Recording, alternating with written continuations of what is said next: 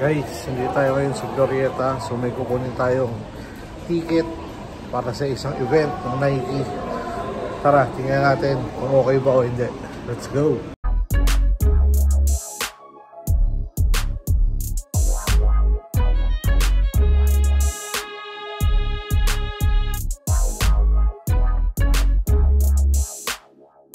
What's up guys?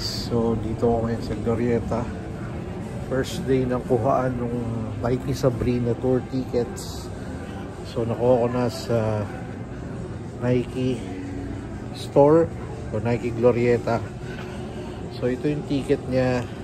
And since first day ngayon kuhaan, yung ticket claim is hanggang March 9. So medyo bad trip lang. Ewan ko kasi nung nakita ko siya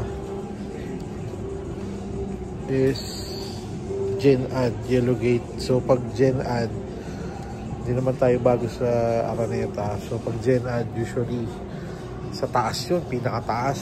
So akala ko kasi, sabi dito sa ticket, as long na maaga kang makakakuha, maganda yung slot o maganda yung pwesto. Pero ang laking gulat ko man, Gen Ad. Actually, dalawang email yung nakuha namin, or dalawang slot yung email na nakuha namin. So parehas ding Gen Ads. So nandito ako around mga 10:30 sa Glorieta. Pero laking gulat ko, man, akala ko patron or lower box or upper box pala Gen Ad tickets.